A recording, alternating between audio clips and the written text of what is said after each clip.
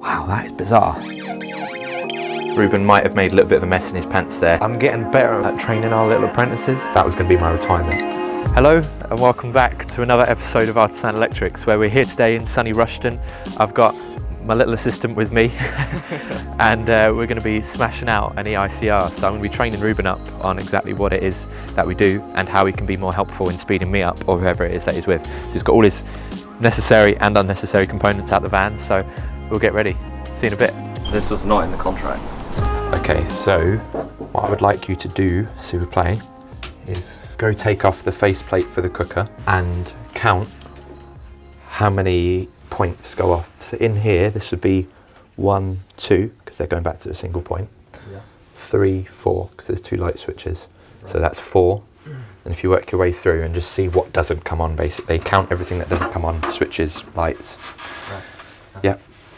And we will fill in some of the lovely admin boring stuff. So genuinely a call out I've had a couple times with these boards. They trip into that position there. So when they try and reset it, they go, yeah, it just doesn't work. It doesn't do anything.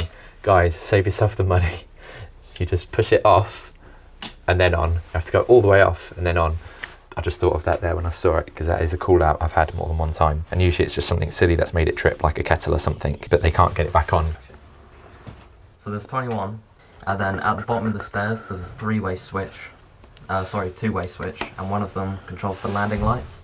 Lovely, thank you very much. When I arrive at an EICR, a lot of it is just paperwork and admin and form filling, but basically they are paying for your opinion as an electrician or as an engineer to ascertain the condition of the installation. What I like to do is get all of the form filling, all the paperwork done. I'll get all of the circuit descriptions filled out first, all the descriptions for the circuits, what cable sizes they are, all that kind of thing, a little visual inspection on the board, so checking for any signs of burning. I've had this off, checked all the bus bar is okay. It looks like it's been done really well. I stand by my comment. That era in the 80s when work was done was just done to a really high standard. Even a lot of the new builds and things from that era, I just find whenever I get electrics from that period and back, if it's not been tampered with, often it's in really good nick. I reckon this board, this MEM board's probably about 25 years old or so, and yeah, spot on. There's not really much that I can complain about in there, so sort of 80s, early 90s. I'm sending Reuben round with my little plug-in tester. He is counting up all the points as I flick through them, and I'm filling out whatever it is that he's finding.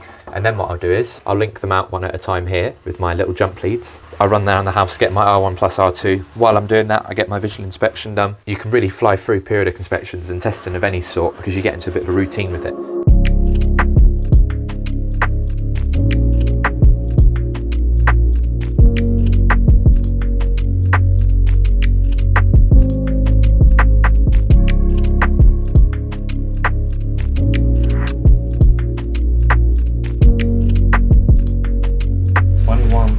Again? Off, yeah. So sockets, all the ones that were off, 21.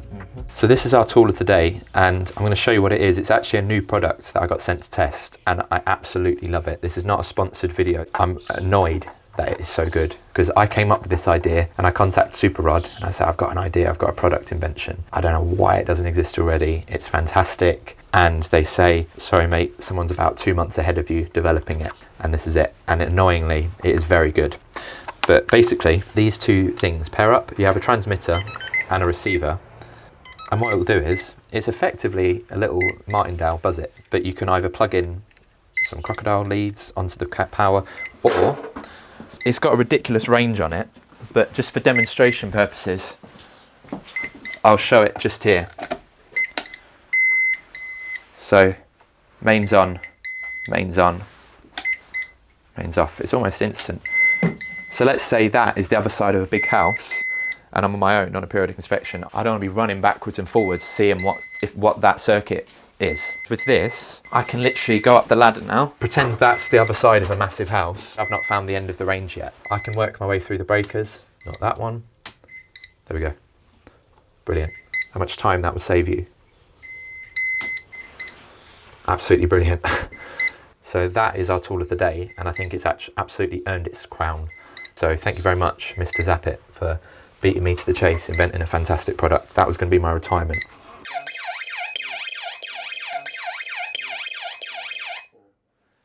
I forgot to tell Reuben, when I say take off the burglar alarm, I mean the fused spur and not the panel, because obviously you have the little tamper switch and most of them don't appreciate being opened, especially without an engineer's code or at least deactivating the alarm properly. So Reuben might have made a little bit of a mess in his pants there. Yeah, I'll talk about it. My bad. Oh, Reuben, have you brushed your teeth this morning? John actually uses those sometimes on site. They're very handy if you're in a hurry in the morning. Didn't get a chance, you'll just see him sometimes at the back of site with his coffee, chewing away on that one. I'll let you seal that back up. If you need to change your trousers, that's fine, mate. Just give yourself a minute. Right, so Reuben has successfully counted up all of the points. So now we're going to start actually testing. So we'll start, I think, with the cooker. So I'm going to start with an R1 plus R2. Link out between there and my earthing terminal. In technical theory, parallel paths by using the earth terminal rather than the cable. Am I concerned by it, in all honesty? No. Real world scenario. This is how I do my EICRs. So we just want R1 plus R2. For things like the cooker, immersion heater, etc., I'll go through, get all my R1 plus R2, I'll add that onto my ZE, and then I've got my ZS. It massively reduces your workload when you're testing. Hey. Hello. This is the good point here. With this, I could have taken my R1 plus R2 from there, and that would have given me a reading. I'm not usually one on an EICR to take the cooker out, especially because I'm usually doing them on my own. It can be quite hard to get them out and put them back in again and actually get to the back to test. But just to get an idea of what the cable is going to be like and the quality of it, if it looks a little bit rough here, or there was no grommet or something that just didn't quite sit right, then I'll take that out and definitely be going for it, having a proper look. But to be honest, this is all in really good nick. The connections are all really tight. There's no sign of any damage or overheating. And the reason why I'll take it off rather than test from the socket on a periodic inspection is because I like to actually tighten all of these connections, because this is probably one of the highest load appliances in the house. These are all super tight, so I'm not really at all worried about that. So now I will zero my leads and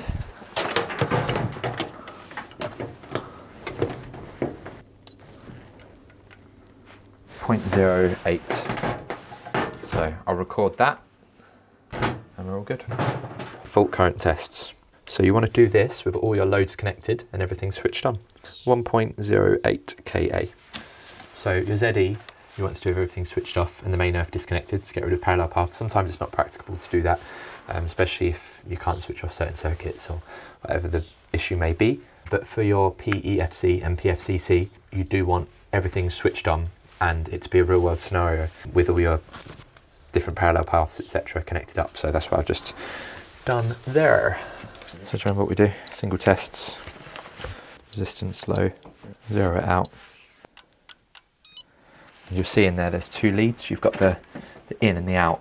So you just want to test the in. You're not testing that flex going down to the actual heater itself. So I'll give you that. If you touch against the live, so the brown one and the earth. Does it matter which? No, it doesn't matter which way around. You just test them for resistance. And then put it on the earth, hold them tight, and then push the button. There we go, 0.09. So now do you want to screw that back on?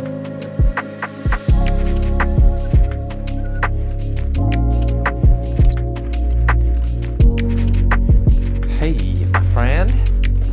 Sit. Right, come on then. Okay, I think you've already met our apprentice from the last episode. It's going through a bit of a phase at the minute. It's a bit of a punk phase where it keeps dyeing her hair, but it's cool. I dig it.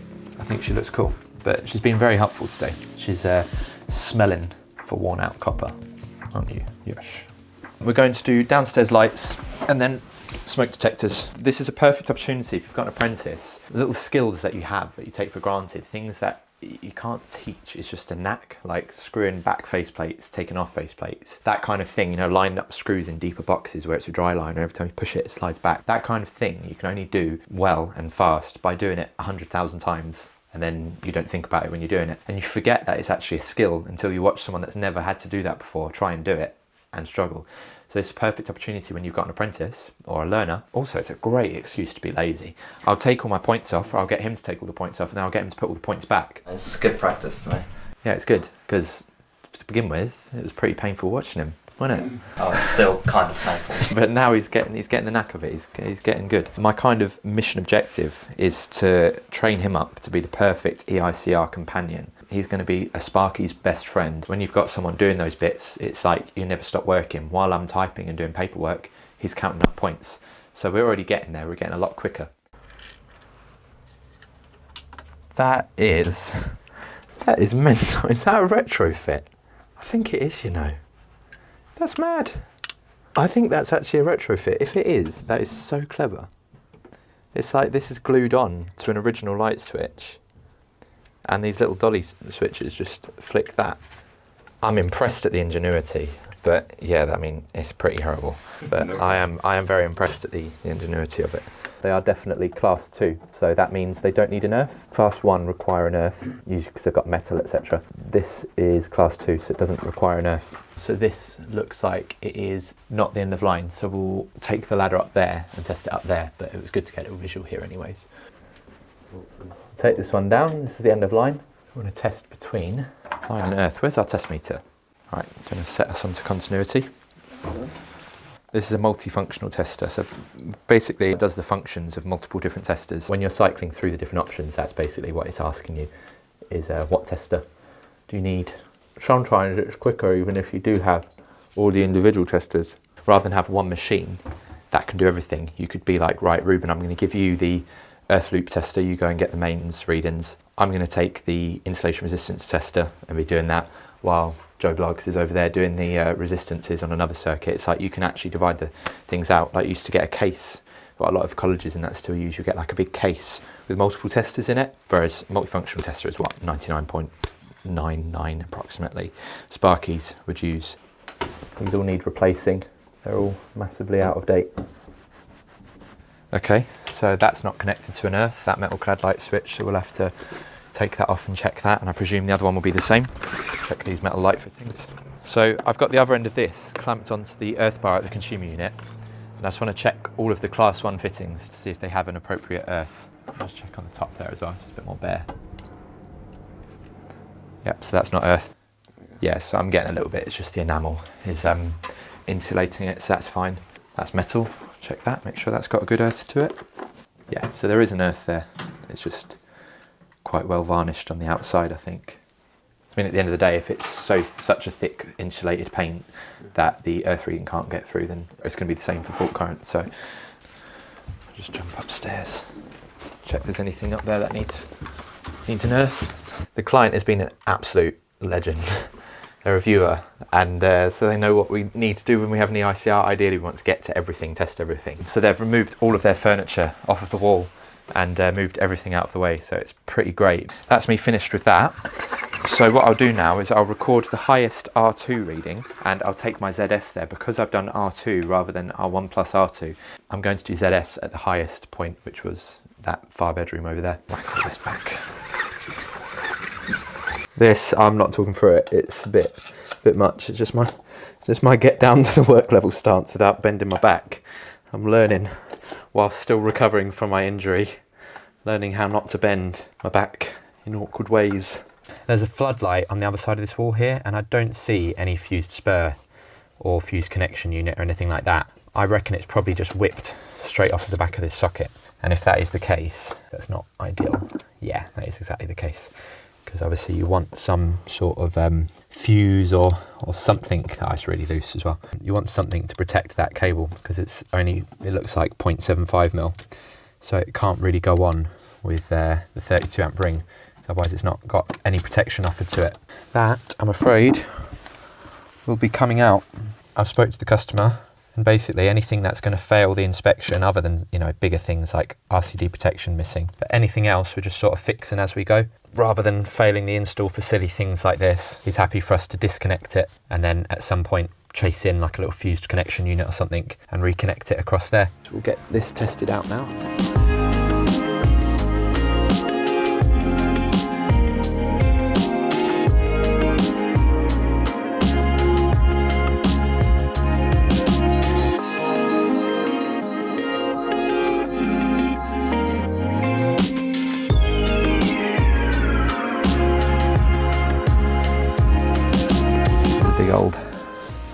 roach of some sort. Right, so the power's on at the minute, so wow, that is bizarre. Here, come and have a look at this. This is exactly how I found it. No lid on it, no anything on it. It was just like that, it's poking out. So someone easily could have touched that. That I would class as a code 2 because someone could quite easily touch it. But what I'm absolutely confused by is what on earth is that? I mean, my first immediate thought was the diisocyanol phthalate, you know, the green goo or the cable cancer, because it's green and it was, you know, in a box, but the cables themselves have nothing on them. They're absolutely fine, mint condition. I mean, there's a tiny, tiny, tiny bit, but I think it's more likely come from this. The consistency is not like the green goo, it's like wax. I've actually never come across it before. I don't really want to touch it, but I will. It's like a weird waxy consistency, and there's a little bit dripped down here as well, but it's obviously come out of this, but I'm just so confused where it's come from. It's completely filled up the box, and where it's been sitting there like that with the droplets, it makes me think it's dripped down from above, but there's no sign of anything above there. It's just a normal tiled roof and new felt, and so I've got absolutely no clue. But what I'm going to do is leave it as a mystery, one for the old mystery team, and I'm going to just redo this basically. I've got a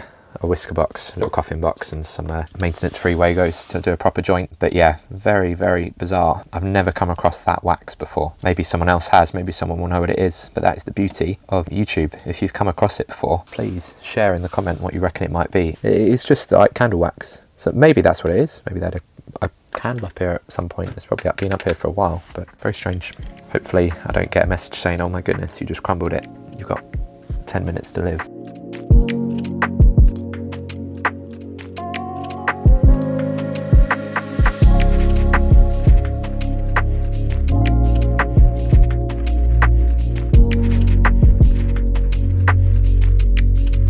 Hopefully it's cut my normal sized patches.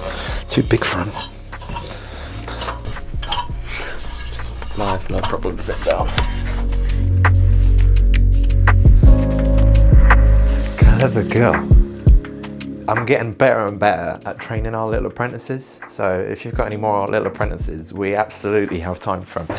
So we are back where it all began. So I'm just wrapping everything up. I have found it unsatisfactory. Reason being, we've got lots of circuits that require RCD protection, or at the time of install, we would have required supplementary bonding, but we don't have either of those things. I don't know if the supplementary bonding's just been lost over the years, but having circuits go through the bathroom without any supplementary bonding or selve or pelv, there's no protection on those circuits. So I find it unsatisfactory and would recommend a consumer unit replacement, which will include 30 milliamp RCD protection. Also, the RCD here does not trip on its 5 times at 180 degrees. It trips, but it's just taken more than the 40 milliseconds allowed. So that is us all finished. I hope it's been a good one for you all. I've had everything from new products to new pets. Got all our techniques and stuff, which hopefully has been useful to you while we've been showing Reuben. Reuben's getting better and better to the point now where it's like really worth having with me. I feel it when he's not with me. When you first start training someone, obviously it slows you down quite a bit because you have to stop, explain, stop and invest that time, but it really is an investment of time, because now we're at the point where I do a periodic inspection or any job really without him, and I'm like, I'm missing an extra pair of hands, you know. Definitely worth investing that time if you have someone to invest it into and pass that training and that trade on, because that's how it goes, you know, it's how knowledge passes on. Anyway guys, I hope you've enjoyed it. Stay safe and I'll see you on the next one.